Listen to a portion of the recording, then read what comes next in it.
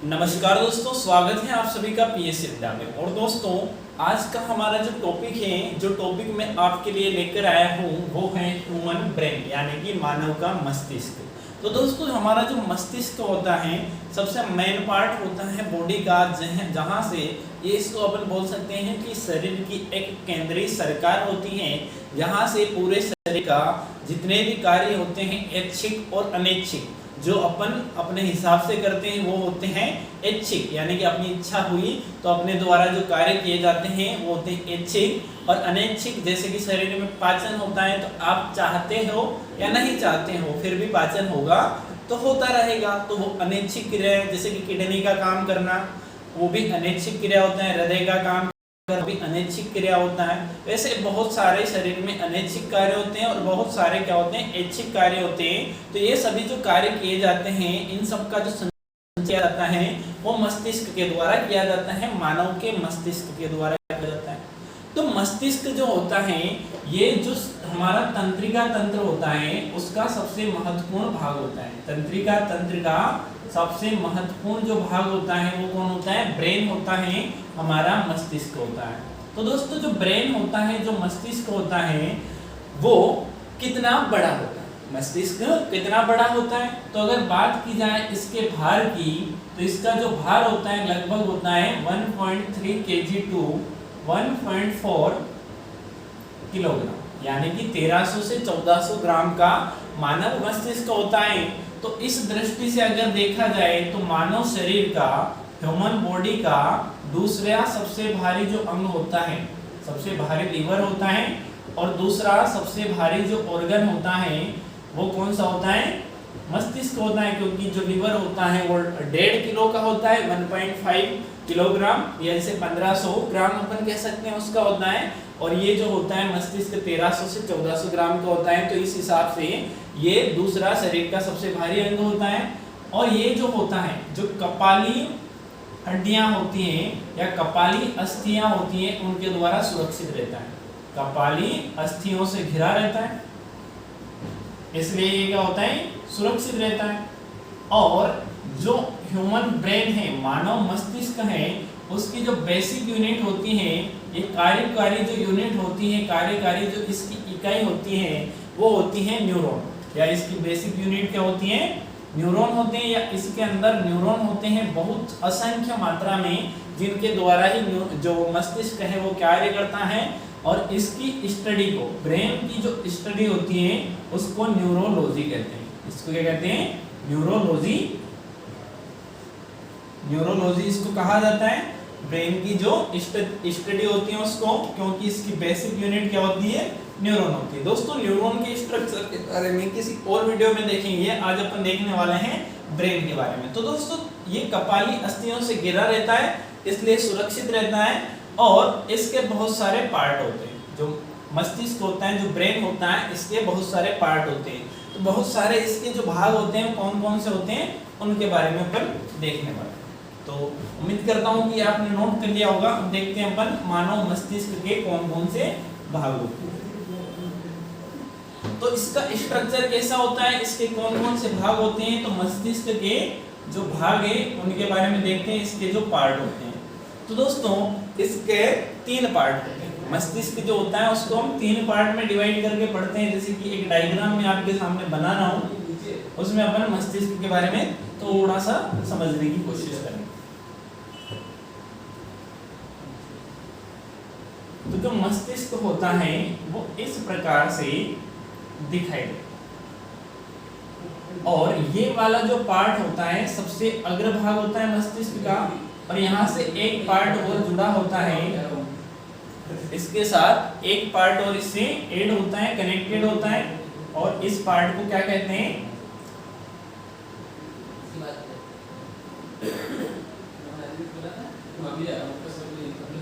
तो दोस्तों, इस प्रकार से अपना जो मस्तिष्क होता है वो दिखाई देता है, और ये इसका सबसे ऊपरी भाग होता है।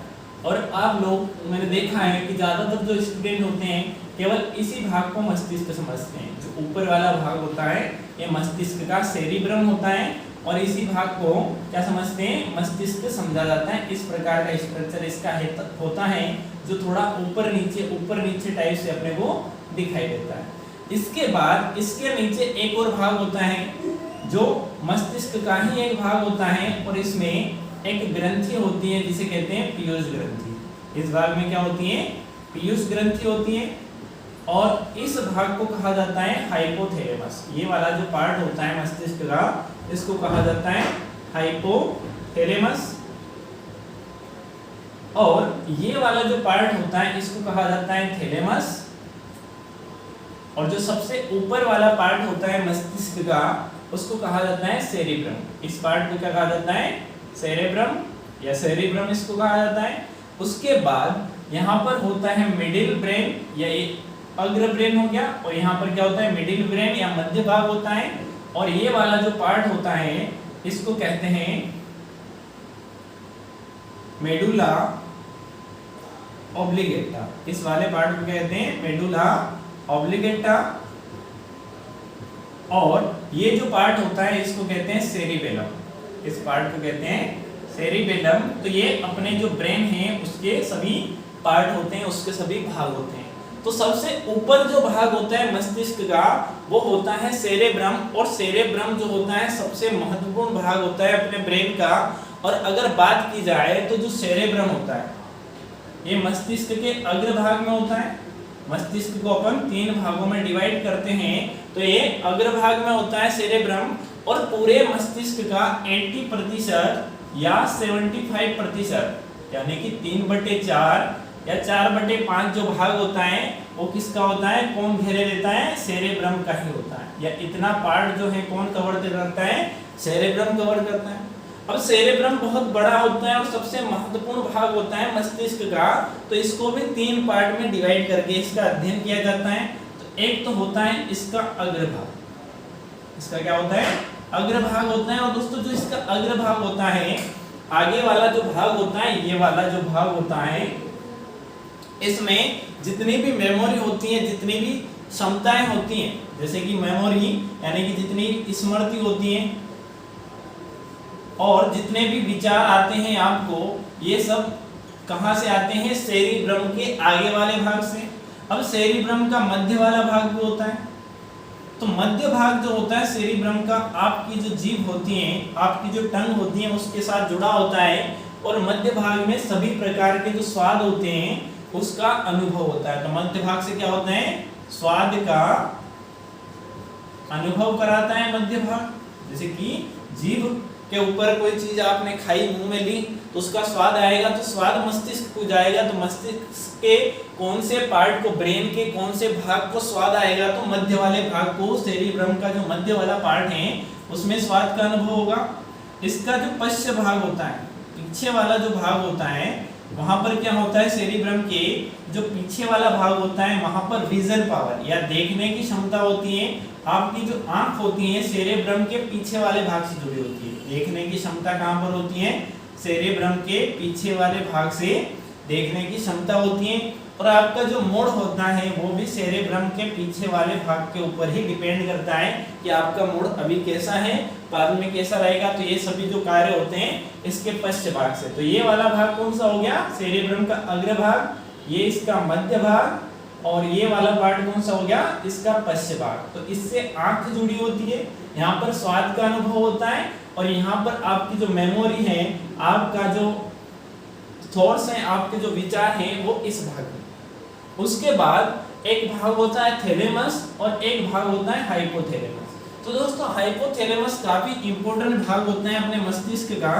तो जो हाइपोथैलेमस है उससे क्वेश्चन भी पूछा जाता है कि हाइपोथैलेमस में कौन कौन सी चीजें होती हैं। तो दोस्तों अपने जो मास्टर ग्रंथि होती हैं, पीयूष ग्रंथि, वो इसी के नीचे होती हैं, इसलिए इसे मास्टर ग्रंथि का मास्टर भी कहते हैं। मास्टर ग्रंथि का मास्टर किसे कहते हैं?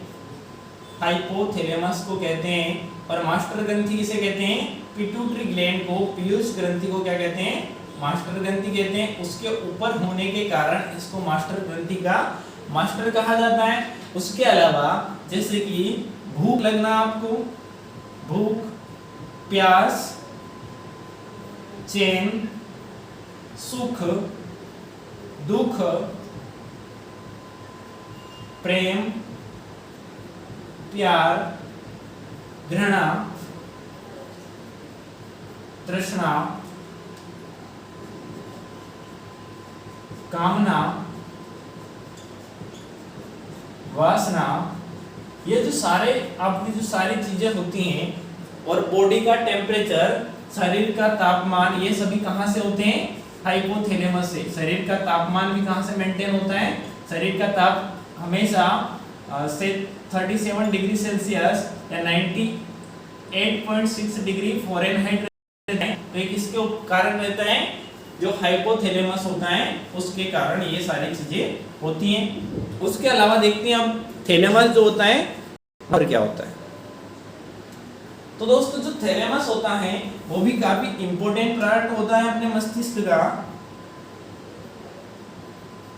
थैलेमस ये भी अग्र मस्तिष्क का ही भाग होता है, और प्रजनन हार्मोन का जो संचालन होता है, जो प्रजनन हार्मोन्स होते हैं उनका संचालन कहां से होता है? थैलेमस से होता है। और प्रजनन क्रिया होती है उसको बढ़ाने का काम भी कौन करता है? थैलेमस करता है। तो ये देखिए हमने अग्र मस्तिष्क के यानी कि जो सेरेब्रम होता है उसके, और जो अग्र मस्तिष्क में हाइपोथैलेमस है और थैलेमस है, वो क्या क्या काम करते हैं और वहां पर क्या क्या चीजें होती हैं उनके बारे में हमने देखा। अब देखते हैं दोस्तों कि जो मध्य मस्तिष्क होता है वो क्या करता है, और जो पश्चिम मस्तिष्क होता है वो क्या करता है।